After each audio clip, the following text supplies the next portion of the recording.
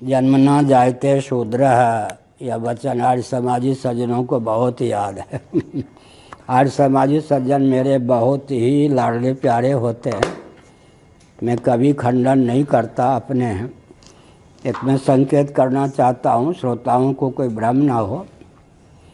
प्रश्न है तो उत्तर देना हमारा दायित्व है। जब मैं शंकराचार्य हुआ तो अशोक सिंघल जी ने अपना गुप्तचर भेजा। एक बहुत अच्छे पंडित थे, कथावाचक विद्वान गाजियाबाद क्षेत्र के, उनको भेजा। उड़ियाबाजी के आश्रम में गुप्तचर बनाकर भेजा। दैवयोग से वो मेरे पहले परिचित थे, मुजफ्फरनगर में एक बार मिले थे। ब्राह्मण देवता थे।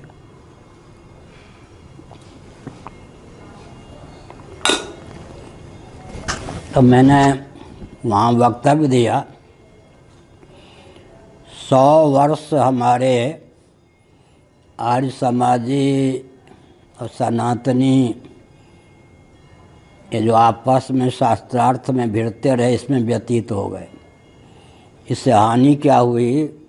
अन्य जितने तत्व थे सब छा गए और हिंदुओं को अल्पसंख्यक बनाने में लग गए। ये तो ग्रंथ के माध्यम से भी काम चल सकता था। ग्रंथ तो सनातन धर्मालोक क्यों 3-4 ग्रंथ ही सुलभ हुए, बाकी 100 वर्ष हमारे आपस में भिड़ते हुए चले गए। इसका लाभ क्रिश्चियन, कम्युनिस्ट, मुस्लिम तंत्र आदि ने उठा लिया।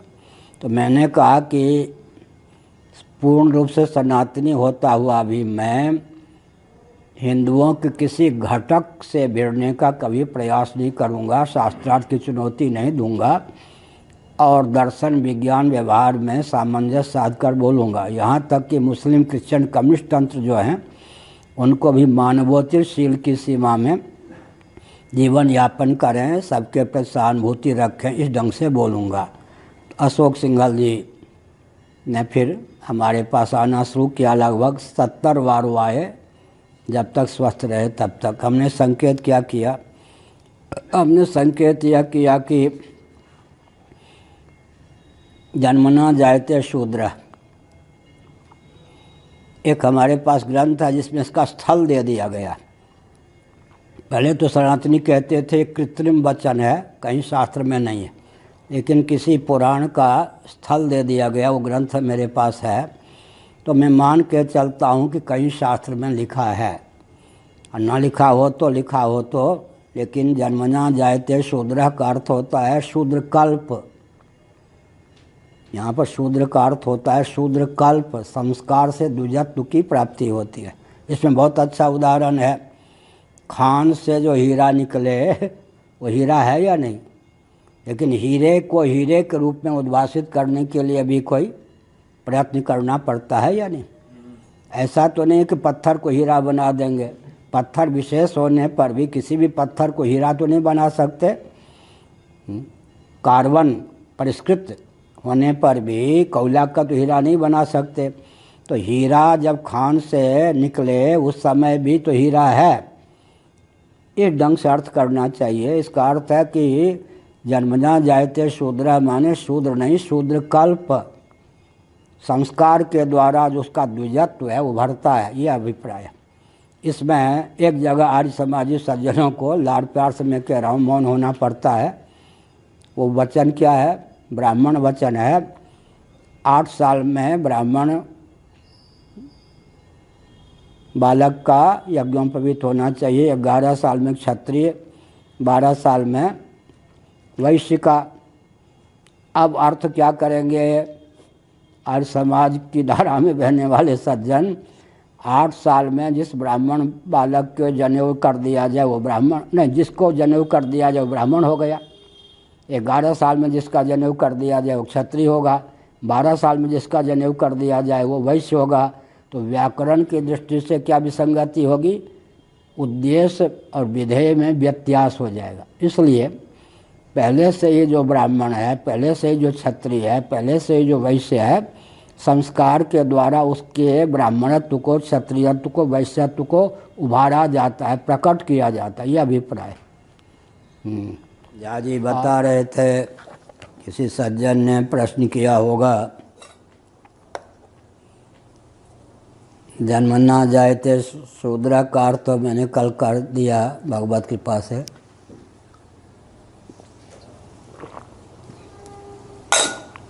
ज्योतिष के अनुसार जन्मपत्री जो बनाई जाती है उसमें शूद्र जाति आदि का उल्लेख होता है। तो बात यह है कि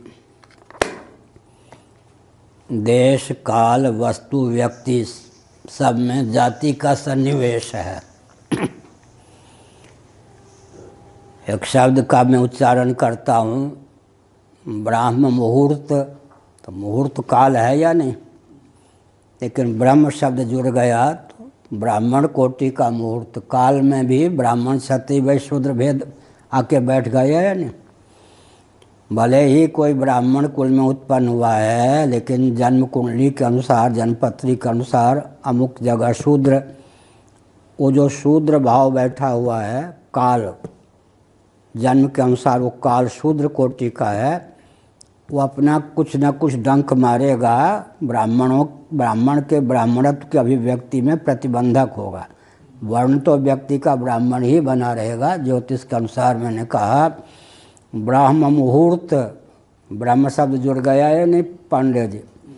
इस मुहूर्त क्या है, काल का अवयव हुआ या नहीं। तो काल में भी ब्राह्मण क्षत्रिय वैश्य शूद्र विभाजन है। 5वें कॉलम तक पहुँचे तो भी या नहीं तो 4 ही सही। क्या ब्राह्म मुहूर्त, उसके बाद फिर क्षत्रियों का काल आ जाता है, फिर वैश्यों का काल आ जाता है, संध्या होते ही फिर शूद्र काल हो जाता है। काल में भी ब्राह्मण क्षत्रिय वैश्य शूद्र विभाग है। और देश का नाम, देश माने स्थान, ब्रह्मावर्त नाम सुना है। देखिए जिसके साथ ब्रह्म लग जाए, ब्राह्मण लग जाए, उधर हमने काल को क्या कहा, ब्राह्म मुहूर्त, तो ब्रह्म शब्द आ गया या नहीं, तो ब्राह्मण हो गया वो काल। और उधर क्या हो गया, ब्रह्मावर्त। बढ़िया, बिठूर का क्षेत्र, बिठूर का पुराना नाम क्या है, ब्रह्मावर्त। ये गंगा यमुना के मध्य का जो क्षेत्र है, हरियाणा वाला भी, हरियाणा के कोई हैं, बहुत उत्तम है। हाँ, गंगा यमुना के मध्य का क्षेत्र सबसे उत्तम माना गया है भारत में। गंगा यमुना के बीच का जो क्षेत्र है, इधर ब्रह्मावर्त संकल्प में पढ़ते ना, तो ये कौन हुआ, देश माने क्षेत्र के साथ ब्रह्म शब्द लग गया या नहीं।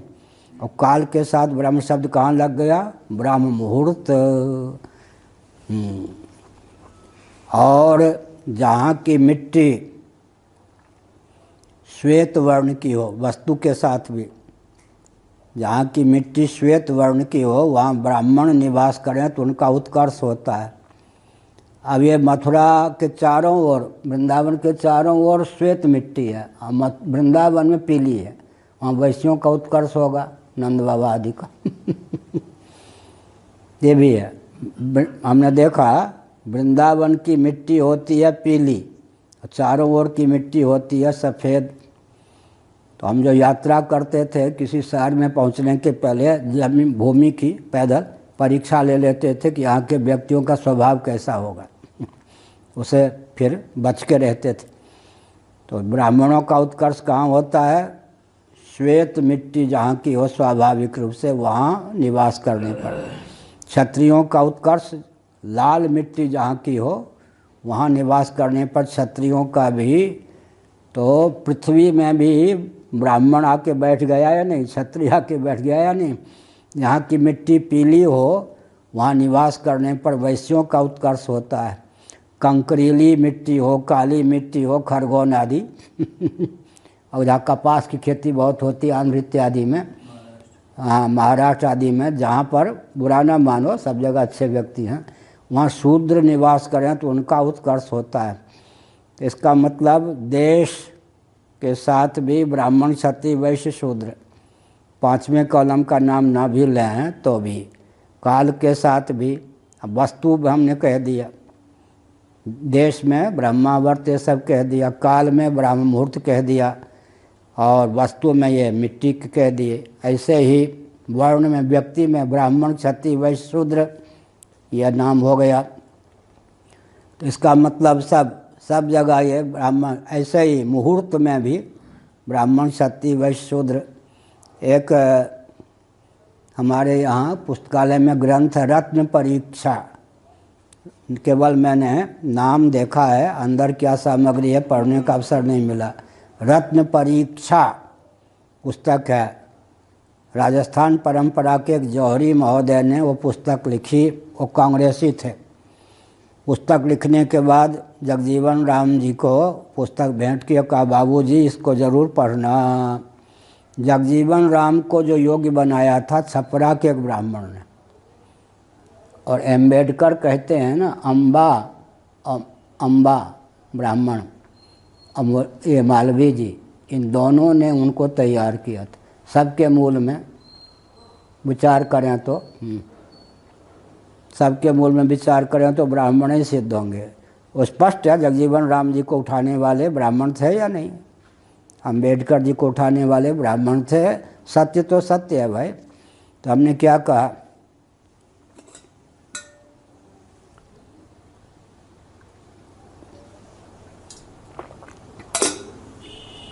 तो ब्राह्मण क्षत्रिय वैश्य देश काल वस्तु में भी। और मैं कह रहा था कि रत्न परीक्षा बाबूजी से कहा जगजीवन राम जी छपरा के थे, और उनके गुरुजी कभी विनोद करते थे, बेटा एक जूता चप्पल बना के तो दे, मैंने तुम्हें योग्य बनाया, को यूँ ही कहते थे। तो जगजीवन राम जी को कहा बाबूजी ग्रंथ ज़रूर पढ़ना, 15-20 दिन बाद मैं मिलूँगा, फिर समीक्षा कीजिएगा। उन्होंने कहा मनुष्यों से जाति पात मिटाने का मैं प्रयास करता हूँ। जगजीवन राम उस व्यक्ति का ज़रूर काम कर देते थे। सुनिए मायावती जी, जो ब्राह्मण होकर पाँव छू लेता था उसका काम ज़रूर कर देते थे जगजीवन राम जी। हाँ, ब्राह्मण होकर उनका पाँव, ये देखो हंस रहे हो, कौन? बिहारी बाबू, कौन है वो? पारस का नाम पवन जी। हाँ, जगजीवन राम उसका काम ज़रूर कर देते थे, ब्राह्मण होकर अगर पाँव छू ले तो। मैं मनुष्यों से जाति पात मिटाना चाहता हूँ, तुमने रत्नों में, बाबूजी यहाँ कांग्रेसी होकर मैं कंगाल हो जाऊँगा। 7 पीढ़ी का तो मुझे ज्ञान है, हम लोग परंपरा से जौहरी हैं। इसका मतलब क्या हुआ, रत्न में ब्राह्मण क्षत्रिय वैश्य शूद्र पंचम कालम भी, इसी के आधार पर हमारा व्यापार चलता है। ब्राह्मण होकर के क्षत्रिय जाति के रत्न पहन ले, बेहाल हो जाएगा। और ब्राह्मणों में भी ऐसे ऐसे रत्न होते हैं जो बहुत उच्च कोटि के ब्राह्मण हैं, संयमशील आदि, वही उस रत्न को धारण करें, नहीं तो रत्न बेहाल कर देता है। पूज्य हमारे गुरुदेव यहाँ पर एक नील रंग का कुछ होता था धागा, हमारे वेदांती जी दंडी स्वामी थे, ब्राह्मण थे, उन्होंने भी देखा देखी ऐसे कर लिया। बीमार डॉक्टरों ने कहा कोई रोग पकड़ में नहीं आता। लोगों ने कहा कि वेदांती अब नहीं रहेंगे महाराज, अच्छा मेरे सामने लाओ। महाराज ने कहा ये क्या पहने है आप, जो पहने, अच्छा मेरी नकल करो, इसको खोलो तो जीवित रहोगे, नहीं तो वेदांती मर जाओगे। इसका मतलब पूज्य गुरुदेव का श्री विग्रह इतना दिव्य था कि उस रत्न को, स्पर्श को, इस शक्ति को धारण कर सकते थे। और वेदांती जी में उतना बल नहीं था, वो मरने लगे। जब उन्होंने वो छोड़ दिया तो धीरे धीरे स्वास्थ्य ठीक हो गया। इसलिए हमने कहा कि रत्नों में भी ब्राह्मण क्षत्रिय वैश्य शूद्र आदि के होते हैं, वृक्षों में भी होते हैं, फलों में भी होते हैं। कहाँ तक परहेज करेंगे? सारी सृष्टि जित देखो जित जातिमयी है, सबमयी है। कहाँ तक? रत्न में भी होता है, रत्नों में भी, देश में भी, काल में भी, वस्तु में भी, सब जगह ये हैं। वृक्षों में भी ब्राह्मण कोटि के वृक्ष होते हैं, क्षत्रिय कोटि के, वैश्य कोटि के, रत्न में भी। हाँ, और कोई प्रश्न हो तो।